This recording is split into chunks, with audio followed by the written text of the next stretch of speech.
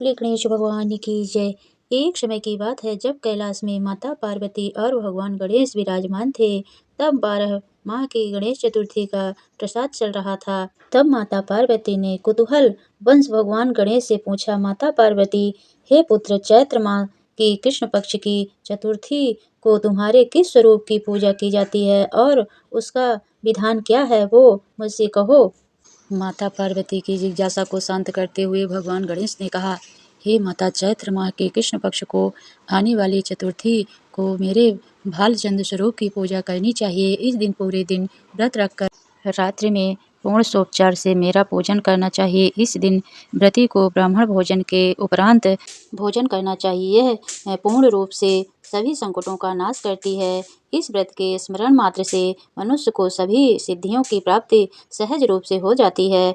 अब माता, मैं आपको इस व्रत के जुड़ी एक कथा के विषय में अवगत कराने जा रहा हूँ, अतः आप इसे ध्यान पूर्वक सुनिएगा। सतयुग में मकरध्वज नामक एक राजा हुए थे। वे परम प्रजा पालक थे। उनके राज्य में सभी लोग सुखी और समृद्ध जीवन व्यतीत कर रहे थे। सभी वर्ग के लोग अपने धर्म के पूर्ण निष्ठा से पालन किया करते थे। प्रजा निरोगी और स्वस्थ जीवन व्यतीत कर रही थी। प्रजा में चोर और डाकू आदि का कोई भय नहीं था। नगर में रहने वाले सभी लोग उदार, दानी, धार्मिक, बुद्धिमान और सुंदर थे। इतना सुंदर राज्य होने के पश्चात राजा पुत्र सुख में वंचित थे। पुत्र रत्न की प्राप्ति हेतु उन्होंने कई यत्न किए, अतः महर्षि याज्ञवल्क्य की कृपा से उन्हें पुत्र रत्न की प्राप्ति हुई। पुत्र रत्न की प्राप्ति होने पर राजा की खुशी का कोई ठिकाना नहीं रहा था।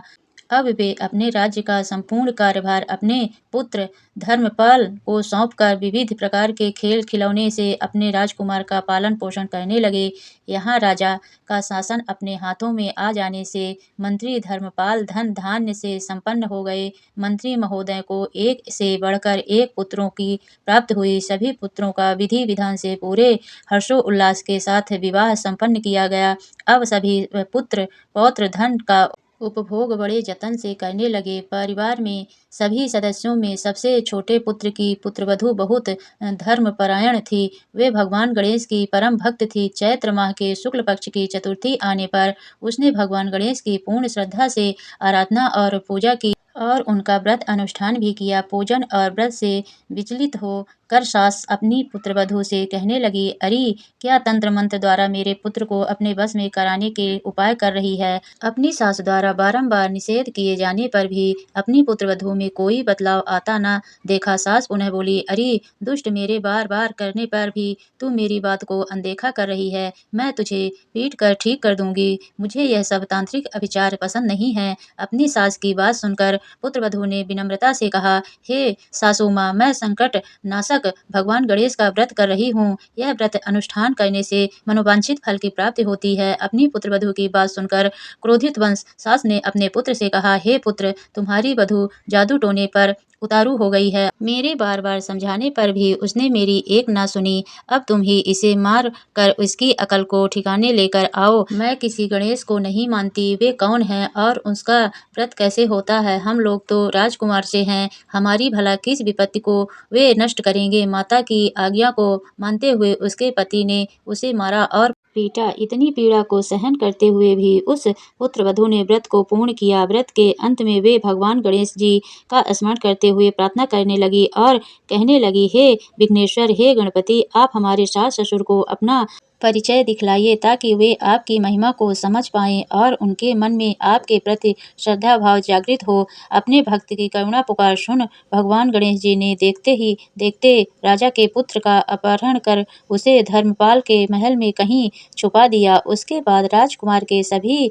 वस्त्र अलंकारों को उतार कर राजमहल में फेंक दिया और खुद अंतर्ध्यान हो गए। इधर राजा ने प्रेम पूर्वक अपने पुत्र को पुकार, किंतु उन्हें कोई प्रति उत्तर नहीं मिला। प्रति उत्तर न मिलने पर उन्होंने शीघ्रता से पुत्र की खोज शुरू कर दी। राजा को अपने महल में पुत्र की पुष्टि न होने पर वे शीघ्रता से मंत्री धर्मपाल के महल में गए और वहां जाकर अपने पुत्र को खोजने लगे। उन्होंने सबसे पूछा, मेरा राजकुमार कहाँ है?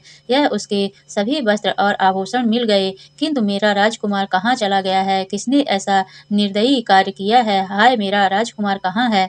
राजा की व्याकुलता धीरे धीरे अब बढ़ने लगी थी। राजा की दशा को देख मंत्री धर्मपाल ने कहा, हे राजन, आपका चंचल पुत्र कहाँ है? उसका मुझे कोई पता नहीं है, किंतु मैं अभी पूरे राज्य में बाग बगीचे आदि स्थानों पर उसकी खोज आरंभ करता हूँ। उसके बाद व्याकुल राजा नौकरों, सेवकों आदि से कहने लगे, हे अंगरक्षकों, सेवकों, मेरे पुत्र का शीघ्र पता लगाओ। राजा का आदेश मिलने पर मंत्री से राजा के पुत्र की खोज जोरों शोरों से शुरू हो गई, किंतु राजा के पुत्र का कोई पता नहीं चला।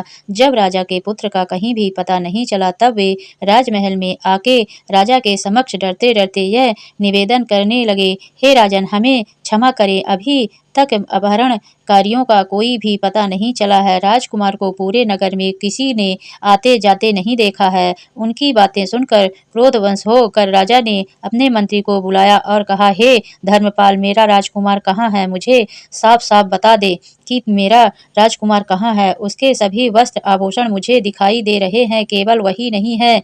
अरे नीच, मुझे बता दे कि मेरा राजकुमार कहाँ है, अन्यथा मैं तुझे और तेरे पूरे कुल का नाश कर दूंगा। इससे जरा भी संदेह मत करना। राजा द्वारा डांट पड़ने के कारण मंत्री विचलित हो गए। मंत्री धर्मपाल ने राजा के समक्ष नतमस्तक हो कर कहा, हे भूपाल, मेरा विश्वास कीजिए, मैं अभी पता लगाता हूँ। इस नगर में बालक अपहरणकर्ताओं का कोई गिरोह भी नहीं है, ना भी कोई डाकू आदि यहाँ वास करते हैं, किंतु पता नहीं किस निराधमी ने ऐसा नीच कर्म किया है और ना जाने कहाँ गायब हो गया है। धर्मपाल अब अपने महल आकर अपनी पत्नी एवं पुत्रों से पूछने लगा। उसने अपनी पत्नी सभी पुत्रवधुओं को बुलाकर पूछा कि यह नीच कर्म किसने किया है। यदि राजकुमार का पता नहीं चला तो राजन मुझे और मेरे पूरे वंश का विनाश कर देंगे। अपने ससुर की बात को सुन सबसे छोटी पुत्रवधु ने कहा, हे पिताजी, आप इतने चिंतित क्यों हो रहे हैं? यह सब भगवान श्री गणेश की लीला है। उन्हीं के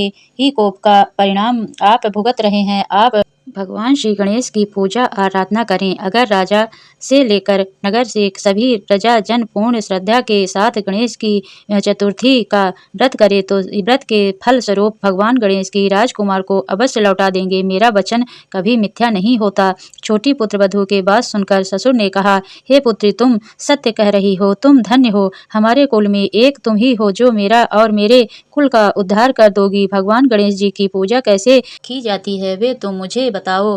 हे सुलक्षणी, मैं मंद बुद्धि होने के कारण भगवान गणेश के व्रत का महिमा नहीं जानता हूँ, अतः मुझ पर और मेरे परिवार को उनके किए गए अपराध की क्षमा देकर राजकुमार का पता लगवा दो। तब सभी लोगों ने भगवान श्री गणेश जी का कष्टनाशक चतुर्थी के व्रत अनुष्ठान किया। राजा सहित सभी नगरजनों ने गणेश जी को प्रसन्न करते हुए व्रत का अनुष्ठान किया। सभी के व्रत अनुष्ठान के प्रभाव से गणेश जी प्रसन्न हो गए और देखते ही देखते सभी लोगों के सामने उन्होंने राजकुमार को प्रकट किया। राजकुमार को अपने समक्ष देख राजा सहित सभी नगरवासियों की खुशी का कोई ठिकाना न रहा। वे बस राजकुमार को आश्चर्यचकित होकर देखने लगे। राजा अपने पुत्र को पुनः प्राप्त करके खुशी से फूले नहीं समा रहे थे। भगवान गणेश की लीला को देख वे नतमस्तक होकर कहने लगे, भगवान गणेश जी, आप धन्य हो और धर्मपाल, तुम्हारी छोटी पुत्रवधु भी धन्य है, जिसकी कृपा से आज मेरा पुत्र यमराज के वहाँ